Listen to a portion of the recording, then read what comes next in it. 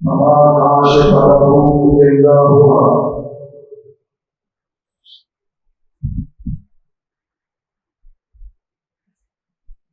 وقال رسول الله صلى الله عليه وسلم: من علق شيئا فقد وكل إليه. وقال عليه الصلاة والتسليم: من علق تميمة فقد أشرك. أو كما قال رسول الله صلى الله عليه وسلم. خود کفیل ہے پاکستان ماشاءاللہ اس معاملے میں، باقی کچھ ہو کارڈ کی صورت میں ہے، بڑا پوسٹر بھی ہے، آج کل جھنڈیاں بھی لگی ہوئی ہیں، اوپر لکھا ہوتا ہے نقش نعل پاک، نقش نعل عربی میں جوتے کو کہتے ہیں، تو ہم اس کا اردو میں ترجمہ کریں گے لال پاک کا جوتا مبارک، جوتا مبارک مبارک کا کیا ہوگا؟ بابرکت، جوتے بھی بابرکت ہو ماشاءاللہ. خیر اتنا بابرکت بنا، پہلے جناب یہ سینے پر سجدہ تھا، پھر سر پہ چڑھ گیا پگڑی کے ساتھ ہوتا تھا، پھر جناب اس میں اور ترقی کی، آپ جھنڈی پر لہرا ہے، پھر اس میں اور ترقی کی، پوسٹر بنے، کارڈ بنے، گھروں میں سجا، دروازوں پہ لگا، صبح شام نیچے سے گزرنا اس تعویذ کو، یہی برکت کے لیے کافی. اور آگے ظلم کی انتہا یہ ہے کہ میٹھے میٹھے مدنی بھائیوں کی باتیں تو سارے پڑھنے پڑ رہے ہیں، میٹھے میٹھے تو وہی ہیں، آگے باقی سارے کوفے سے آئے، مدینے سے وہی آئے ہیں، مدنی سے. خیر ان کی کوئی کتاب اٹھا لے، ہر کتاب کے سر صفحے پر باقاعدہ حاشیہ لکھا ہوتا ہے، حاشیہ چلا ہوتا ہے سائڈوں پر، بارڈر لائن جسے کہتے ہیں، ڈبل لائن لگائی اور اس کے درمیان میں چاروں اطراف لکھتا مبارک کا نشان ہے. کیونکہ جوتے کو پنجابی میں کیا کہتے ہیں؟ چھتر میں لکھتا. ترجمہ تو غلط نہیں کر رہا تھا. تو خیر آگے ظلم کی بات کیا ہے؟ کوئی اور کرے تو فتوے لگ جاتے ہیں، کوئی کافر کرے تو ہمارا خون کھولتا ہے، لیکن اسلام کا لبادہ اور ان لوگوں نے جوتے کا نشان بنایا، ایک نشان پر مدینہ لکھا، دوسرے پر مکہ لکھا، اور یہ تو کچھ بھی نہیں.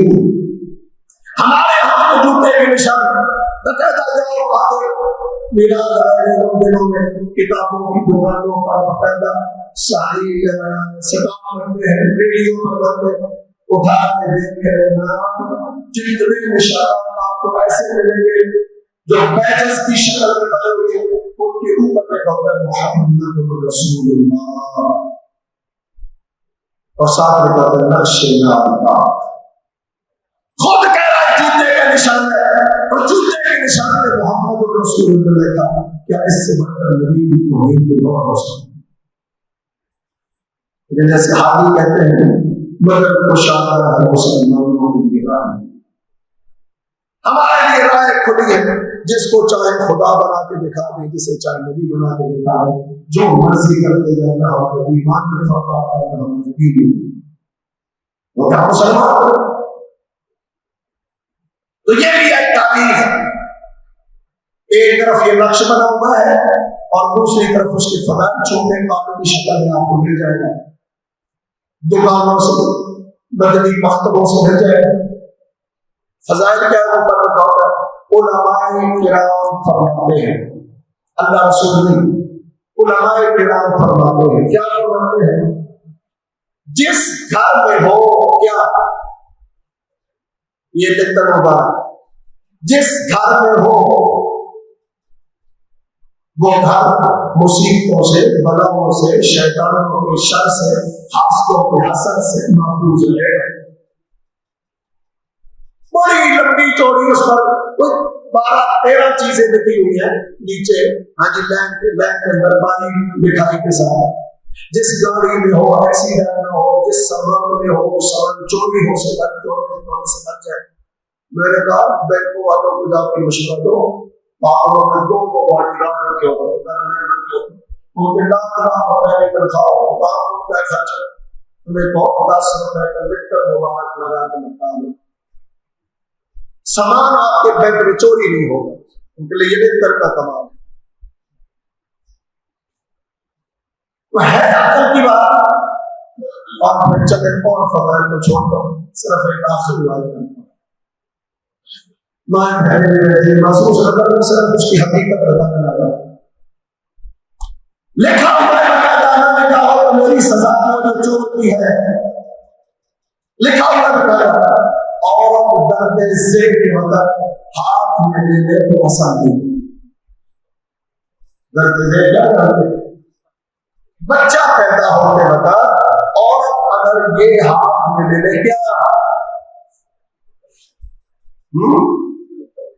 لکھتا ہوگا، کیا مطلب ہاتھ میں لے لے بچے کی کیا ضرورت ہے؟ دوبارہ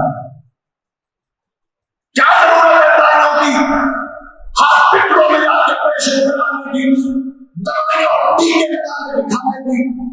ایک لکھتا ہی ہاتھ میں بچہ پیدا ہو جائے ہے نا کم وقتی۔ اور انہیں بھائیوں کی کتاب ہے فضائل سنت، فیضان سنت۔ ویسے تو سنت تھا بکواسات زیادہ ہے، اس کو محسوس نہ کرنا کوئی ہے، تحقیق کرنا لیکن پڑھ لیں۔ ایک آدھا نشاندہی میں کر دیتا ہوں۔ استنجا کے سنتیں اور آداب، استنجا کی سنتیں اور آداب۔ پہلا ایڈیشن اٹھا دیجیے تو 48 آپ کے کوئی 15-20 سالوں میں نئی نئی اپنے پر ہو چکے ہیں،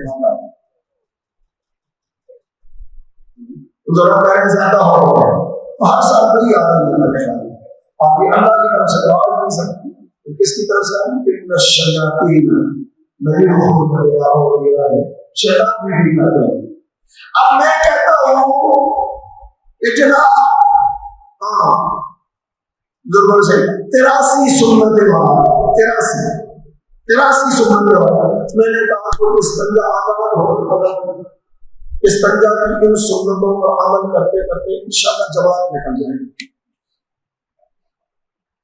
اور اس میں پھر مختلف طریقے، گرمیوں میں استنجا کرنے کا الگ طریقہ ہے، سردیوں میں الگ طریقہ ہے، اور ساتھ نیچے لکھا ہوتا ہے میٹھی میٹھی اسلامی مدنی بہنوں کو مشورہ ہے پیشاب کرتے وقت زیادہ چوری ہوتے ہوئے بے شرم بے غیرت بہن کو مشورہ دیا۔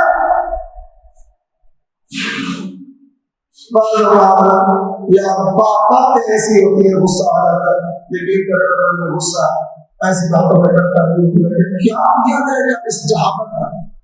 اور چند دن پہلے کلے پائی میں رمضان کی بات ہے، رمضان کے ایک مولوی کا کلے پہ جاتا ہے، کلے کو پڑھتا ہے، میں نے پہلی دفعہ سنا، حیران رہ گیا۔ آپ سے بھی کسی نے سنا ہو، حضرت صاحب سے پوچھا گیا روزے میں کوئی خاص احتیاط بتائے؟ ہاں ایک روزے کی خاص احتیاط ہے جس میں بڑے بڑے علماء کی احتیاط نہیں کر رہے اور سب لوگوں کا برباد ہوتا چل رہا ہے، وہ حضرت کی احتیاط ہے۔ بڑا خطرناک مسئلہ ہے، لوگوں کو بھی نہیں پتا، ان کا بھی روزہ ضائع ہوگا۔ جب ہم استنجا کرتے ہیں تو سانس کو روک لینا چاہیے اور نیچے سے بند کر دینا چاہیے، کیونکہ پانی اوپر کو چلا رہا ہے یار شرمی کی کوئی انتہا۔ اور اللہ نے نظام ہی ایسا نہیں بتایا، سوال ہی پیدا نہیں ہو سکتا کہ پیشاب کے ذریعے سے پانی کی رمت بھی معدے کی طرف آ جائے، معدہ چھوڑیے آنکڑی میں آ جائے، سوال ہی پیدا نہیں ہو سکتا۔ اور جاہل انسان کو جاہل تھا کسی میڈیکل ڈاکٹر کے پاس بیٹھ کے مشورہ مانگنے کا، وہ تمہیں سمجھا دیتا جاہل ایسی بات مت کرنا۔ لیکن آگے ہم بھی تو ماشاءاللہ اسی کے ماشاءاللہ کہ ہمارے مفتی صاحب نے تمام کر دیا، ایسی تحقیق تو دنیا میں کسی نے نہیں کی۔ دنیا میں یقین کیجیے 14 صدیوں میں ایسی تحقیق ایسا مسئلہ کسی نے نہیں کیا ہوگا جو اللہ نے توفیق بخش دی حضرت صاحب کو. ماشاء اللہ کہیے لا حول ولا قوت الا باللہ. تو یہ مختلف تعویذات ہمارے معاشرے میں عام ہے. اب یہ تعویذ لیے کیوں جاتے ہیں؟ کسی بیماری میں، مشکل میں، تکلیف میں، پریشانی میں مبتلا ہوئے ہیں اور کسی نے مشورہ دے دیا فلاں پر باپ بتائے فلاں ایک ساتھ کو. آج کل لوگوں کو ساری چیزیں کڑے مل رہے ہیں، چھپڑے مل رہے ہیں، بندریاں مل رہے ہیں، باقاعدہ اشتہار چلتے ہیں. یہ افروزہ ایڈیشن جرنل والوں میں ان پر باقاعدہ اشتہار لگے ہوئے ہیں. چھپڑا، کراماتی چھپڑا، کرشماتی چھپڑا، محدود سٹا، پہلے آئیے پہلے آئیے فی دانہ 500 روپے، جو 1 روپے کا چھپڑا مل رہا ہے بازار سے. اللہ کی قسم 500 روپے سیل دے رہے ہیں. کہتے ہیں سیل میں ہے تب 500 روپے، 5000 میں بھی دینا مشکل کام. اتنا محدود سٹا ہے، کئی سالوں سے اشتہار چل رہا بھی ختم نہیں. اتنا محدود سٹا ہے. کمال کیا ہے؟ پیر صاحب نے ماشاءاللہ مٹھی میں 1500 بیت اللہ کے چکر لگائے، وہ سارے چکر اس چھکے میں لگ گئے. یہ چھلا کرشماتی ہو، لو جی مدری کرشماتی، کڑے کرشماتی. میرے نبی صلی اللہ علیہ وسلم تشریف فرما ہے. ایک بندہ آیا، اس نے کڑا پہنا ہوا ہے. آپ نے پوچھا یہ کیا؟ کہنے لگا اللہ کے نبی میرا الوہن کمزوری کی وجہ سے میں بیمار رہا ہوں، بیماری سے کمزوری بڑھ گئی. تو کسی صاحب نے دیا کہ یہ پہنو تو کمزوری محسوس نہیں ہوگی. فرماتا کہ بندے اٹھا کے پھینک، انہا لا یزیدک الا وہن، یہ تیری کمزوری کو ہی زیادہ کرے گا. لو ملتا افلحت ابدا، اگر اس نظریے عقیدے پر اسے پہن کے مر گیا تو بھی جنت ملے گا. ہم معمولی سمجھتے ہمارے اچھے بھلے عقیدہ رکھنے والے جوان کڑا دھاگا ہاتھ میں باندھا ہوا ہے. کیوں؟ ویسے دوست نے دیا تھا میں نے باندھ لیا، دوست نے دیا تھا میں نے پہن لیا، دوست صاحب نے پی لیا. اللہ کی قسم وہ تیرے لیے فائدہ مند ہو سکتی ہے، یہ تیرے عقیدے کی بربادی کے لیے سب سے زیادہ خطرہ. عقیدے کی تو پرواہ ہی نہیں رہی نا ماشاءاللہ. اب ہمیں سیاست میں دیکھ لو، رہ گیا عقیدہ، رہ گئے کوئی دین کی غیرت. دین بھی ہمیں کہا جا رہا ہے جہاں مخالف پارٹی پر تنقید کریں، ورنہ دین کی اہمیت ہی ہمارے نزدیک کیا رہے گی؟ ضمیر بکتے ہیں یہاں پر. حقیقت تو یہ ہے انسان بکتے ہیں، عقیدے بکتے ہیں یہاں پر، دین ایمان بکتے ہیں یہاں پر. ضمیر عقیدہ ہی ہوتا ہے. چند سو چند ہزار کا ووٹ بیچ کے کیا بیچا جا رہا ہے؟ ضمیر، دین. ذہن نہیں مانتا اس کو ووٹ دو، لیکن 3000 کا سوال، 1000 روپے کا سوال، 1000 روپے کے پیچھے ذہن بیچا جا رہا ہے. اور کیا بیچے؟ میں کہتا ہوں دجال آ جائے گا تو ہماری قوم کی کیا حالت ہے. سوچتا ہوں صاحب اکثریت دجال کے پیچھے لگ گئے، اسے رب مان لیں گے. اس کو تو یہ کیسے ہوگا؟ مسلمان دجال کو کیسے رب مان لیں گے؟ یقین ہے احادیث کو مطالعہ کرنے کے بعد سمجھ آتی ہے. اللہ نے فرمایا دجال کے ظہور سے پہلے 3 سال بڑے پہلے، 3 سال. پہلے سال اللہ آدھی بارش دے گا تو زمین سے فصل آدھی اگے گی. دوسرے سال اللہ تیسرا حصہ بارش دے گا تو فصل بھی تیسرا حصہ ہوگا. تیسرے سال نہ کوئی بارش ہوگی نہ کوئی فصل ہوگی. اب 2 سالوں میں اتنی نہیں بھاری فصل کہ اس سال پوری ہو جاتی، یہاں پر بھوک پڑ گئی، بندہ دوڑ کے باہر جائے گا، پیسے ہاتھ میں ہوں گے، کھانے کو کوئی چیز نہیں ملے گی. بھائی اللہ گھر میں آئے گا تو گھر والوں کی کیا حالت ہے؟ بچے تڑپ رہے ہیں، بیوی کی آنکھیں کھلی ہوئی، ماں باپ تڑپ رہے ہیں، کیسے برداشت کرے گا؟ چیخ اٹھے گا پھر دوڑے گا بھاگ بھاگ وہ ادھر مر جائے گا یہ ادھر مر جائے گا.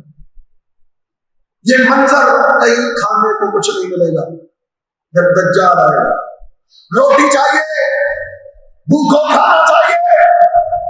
ہم جو ایک ایک نان کے پیچھے, ایک ایک پلیٹ کے پیچھے 3 ایمان بیچتے ہیں, جب ہر چیز موجود ہے. پرانی بات میں کسی لاہور پارٹی میں ہوٹل میں بیٹھا تھا, میرا ذاتی واقعہ آنکھوں دیکھا ہے. تو وہ ہوٹل کا جو مالک تھا, 2 بھائی تھے. وہ ایک کئی بار گیا ہوا تھا, بڑا کئی بار گیا ہوا تھا, چھوٹا ہوا. تھوڑی دیر میں وہ چھوٹا اندر آیا, بڑا پریشان, کیا ہوا؟ وہ بھائی جیب کٹ گئی. کتنے تھے؟ 40,000. یہ آپ سے 17-18 سال پہلے کی بات. اچھا 40,000 روپئے کیسے گھٹ گئے؟ وہ چاول تقسیم ہو رہے تھے تو لین میں لگ گیا. چاولوں کی پلیٹ کے لیے 40,000 کھواوے کا. یہ ہماری حالت ہے. اب یہ بھوکا ہے, 100-200 روپے کی چاول کی پلیٹ نہیں کھا سکتا تھا, لیکن انسان کی حرص ہے. لیکن وہاں تو ملے گا بھی کچھ نہیں نا. یہاں تو لے بھی سکتا ہے, مل بھی جاتا ہے. یہاں لینا چاہے گا تو کچھ نہیں ملے گا سوائے دجال. وہ دے گا. اگر روٹی چاہیے, بھوک سے موت سے بچنا چاہتے ہو, چاہیے اچھا پھر مجھے رب مان. ایمانداری سے بتائیے, اس کے سامنے اس کی بیوی بچے اور والدین تڑپ رہے ہوں گے, کیا نہیں کہے گا تو یہ رب سچا رب تو دے دے تو دے سکتا. تو ہمارے پیروں کو رب ماننے سے بات نہیں آتے کہ دجال کو سارا کچھ کر کے دکھائے. پیر نے آج تک کسی کے سامنے کچھ کر کے نہیں دکھایا, یہ بھی مان رہے ہیں. رب کے مقابلے میں کھڑا کیا ہو جو سب کچھ دکھانے کی بھی طاقت رکھے گا, مار دے گا, مار کے زندہ کر دے گا. اسے کہو کہ میرے باپ دادا کو زندہ کر کے دکھا دے گا, تمہارے سامنے کھڑا کر دے گا. اب یہ نہیں کہ وہ زندہ ہو کے آ جائیں گے, اصل تو اس کے اپنے شیطان ہوں گے جو شکلیں بدل کے آ جائیں گے, اس کے باپ دادا کی شکل میں آ کر سامنے آ جائیں گے. ظاہر ہو یہ تو واقع میرے ابو ہے, رہ جائے گا کوئی شک. فوراً خدا مان لے. شرک یقین میں جی جب عقیدہ نہیں رہے گا نا, پھر لوگ دجال کو بھی رب ماننے سے باز نہیں.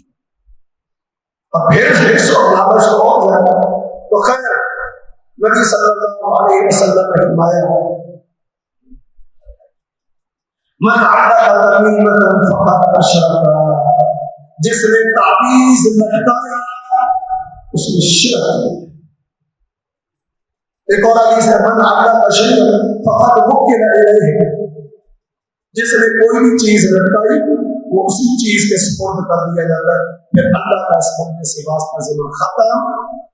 یہ چیز اسے فائدہ دے تو دے, نہ دے تو نہ دے.